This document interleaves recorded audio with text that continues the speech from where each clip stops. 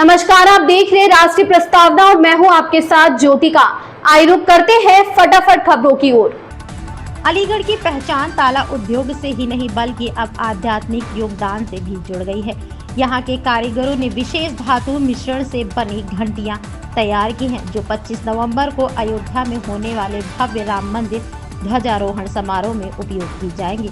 स्थानीय मूर्ति व्यवसायियों ने इन घंटियों को अयोध्या भेजा है। ये घंटियां 1 इंच से 12 इंच तक के आकार में हैं और कीमत 70 रुपए से लेकर 12,000 रुपए तक है।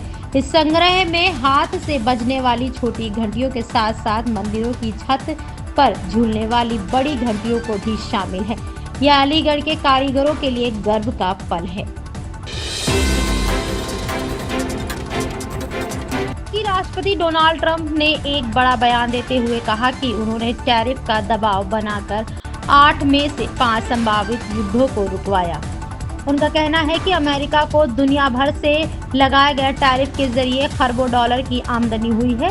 ट्रंप ने अपनी आर्थिक नीति को सफल बताते हुए कहा कि टैरिफ के कारण अमेरिकी अर्थव्यवस्था को मजबूत आधार मिला है और देश पर अमेरिका का दबदबा बढ़ा है।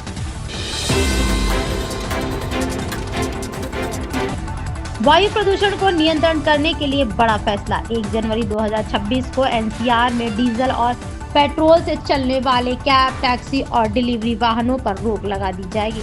मेरठ में इस फैसले का प्रभाव सबसे अधिक दिखेगा, जहां करीब 15,000 ऑटो और कमर्शियल वाहन इस आदेश के दायरे में आ रहे हैं। परिवहन विभाग ने वाहन मालिकों को 31 दिसंबर 2025 तक अपने वाहनों में को सीएनजी या इलेक्ट्रिक श्रेणी में बदलने का समय दिया है। यह बदलाव एनसीआर की हवा को स्वच्छ बनाने की दिशा में बड़ा कदम माना जा रहा है। केंद्र सरकार द्वारा चंडीगढ़ के लिए प्रस्तावित संविधान संशोधन बिल पर पंजाब की राजनीति गर्म हो गई है। आप कांग्रेस और अकाली दल तीनों ने इसे पंजाब के अधिकारों पर सीधा हमला बताया है।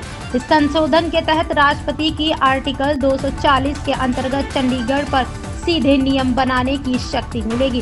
राज्य की राजनीतिक पार्टियों का कहना है कि यह संघीय ढांचे का उल्लंघन है और पंजाब के चंडीगढ़ छीनने की कोशिश है। मामला अब तूल पकड़ता जा रहा है। सपा प्रमुख अखिलेश यादव ने हाल ही में कहा था कि चुनाव आयोग को निष्पक्ष रहना चाहिए और भाजपा की हार के बाद आयोग पश्चिम बंगाल व यूपी पर ज्यादा ध्यान दे रहा है। इस पर पलटवार करते हुए केशव प्रसाद मौर्य ने कहा, अगला नंबर ममता बनर्जी और सपा बहादुर अखिलेश यादव का है। राजनीतिक बयानबाजी ने चुनावी माहौल को और गरमा दिया है। उत्तराखंड में आयोजित एक विशेष कार्यक्रम में विश्व हिंदू परिषद के अध्यक्ष आलोक कुमार ने कहा कि हिंदू एकता ही देश के जिहादी हमलों से बचाने की सबसे बड़ी शक्ति है। कार्यक्रम का समाज सेवा और आध्यात्मिक क्षेत्र में कार्य करने वाले लोगों को सम्मानित भी किया गया। विवेकानंद हेल्थ मिशन के डॉक्टर अनुज सिंघल को नंदा देवी सेवा सम्मान से नवाजा गया। तमिलनाडु में मतदाता सूची के विशेष गहन पुनरीक्षण एसआईआर के खिलाफ अभिनेता विजय की पार्टी तमिलनागा वेट्री कजगम सीधे सुप्रीम कोर्ट पहुंच गई है। पार्टी का कहना है कि फैसला कई मतदाताओं के नाम गलत तरीके से हटाने जाने की आशंका पैदा करता है। इससे पहले टीवीके ने राज्य भर में एसआईआर के खिलाफ विरोध प्रदर्शन भी किया था। अब मामला सुप्रीम कोर्ट में होने से राजनीतिक हलचल तेज हो गई है। डीजीसीए हवाई यात्रियों के लिए बड़ी राहत की योजना पर काम कर रहा है।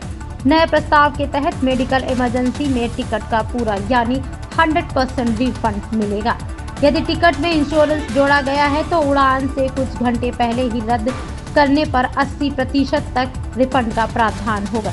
यह नई सुविधा फ्लाइट कैंसिलेशन से जुड़े परेशानियों को काफी कम कर सकती है। बिग बॉस तेलुगु सीजन 9 में प्रतियोगी तनुजा पुट्टुस्वामी इन दिनों सोशल मीडिया पर खूब चर्चा में है। शो में उनकी रणनीति, व्यक्तित्व और प्रदर्शन ने उन्हें खास पहचान दिलाई है। फैंस उनके करियर, बैकग्राउंड और नेटवर्क को लेकर लगातार जानकारी जुटा रहे हैं।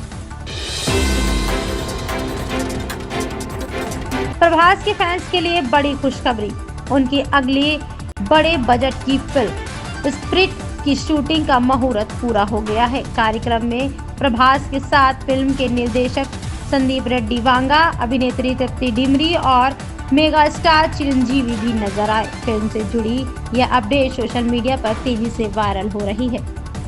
इन खबरों में बस इतना ही। बने रहिए राष्ट्रीय प्रस्तावना के साथ।